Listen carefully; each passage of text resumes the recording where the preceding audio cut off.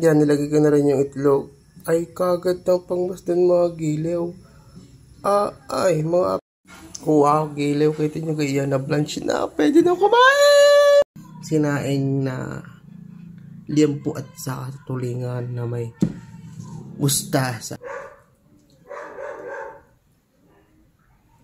Cheers!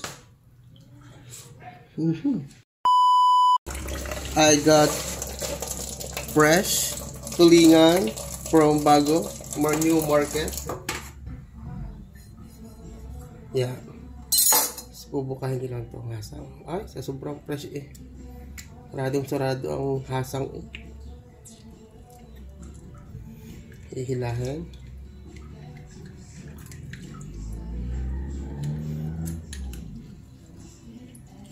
Ilan na yung lahat di.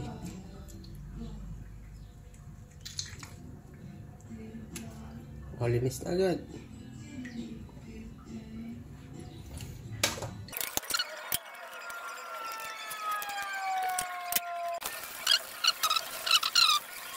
Ay, merong itlog.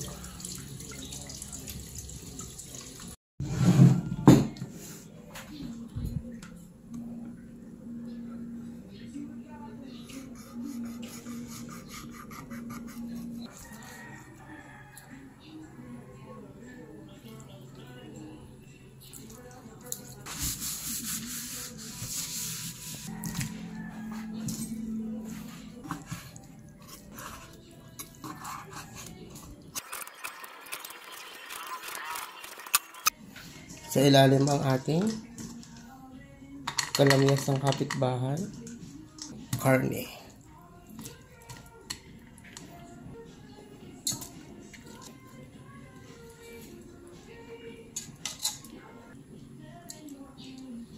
Karne ulit. Tirang kalamyas. This is optional. Sibuyas bawang, no? Tagalog na sibuyas. Lagyan pa natin ng ating asin.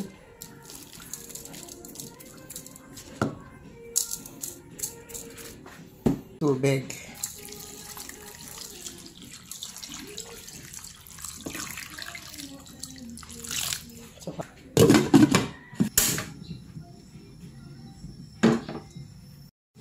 Ilagay na natin to pang aromatics lang.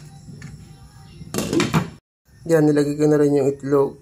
Ay, kagad ng pangmasdan mga gilew.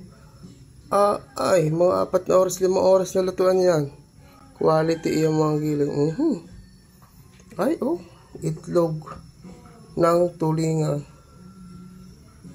Yan na. Ayos na iya. Yan, tatanggalin ko lang itong mga impurities na ito. Pag nakakulo ng ganyan at inalutuin sa mahinang apoy,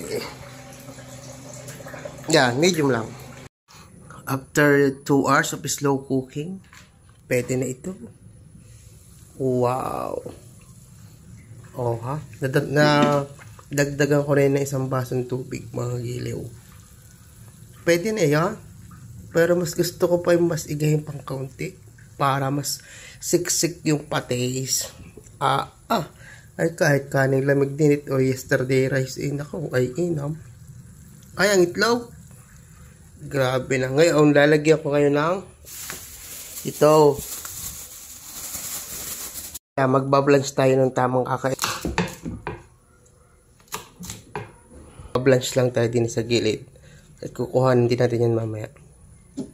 Lalagay din ako ng green chilies. Pandagdag aromatics lang. Ganun tayo. Yun. Wow, gilew. Kahit nyo gaya na blanch na. Pwede na kumain. So, ayan na nga. Ating gulay-gulay. Yan.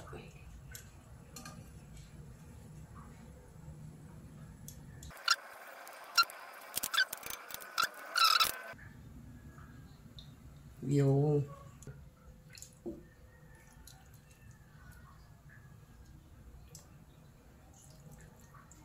ay, kita nyo yan. Quality, mga gilew. Oh, ay siya. Let's go. Gilew, kain na tayo ang ating sinaing na liempo at sa tulingan na may mustasa. Let's do this. Dahil mahilig ako sa kalamansi, ilagay natin.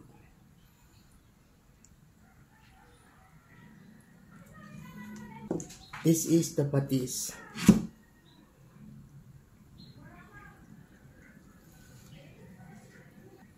Ayan natin ito.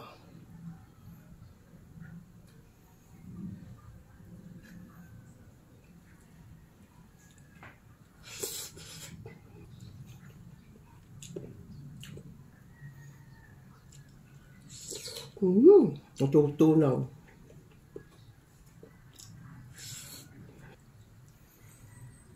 Ay, ganda ng karne.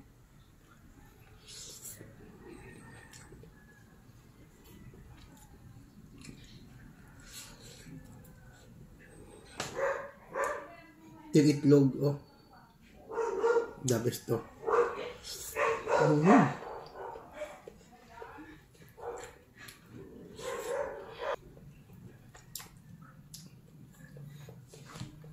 Karne,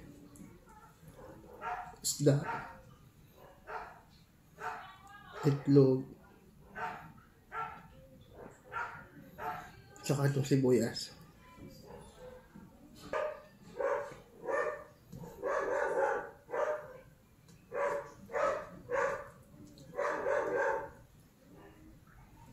Cheers.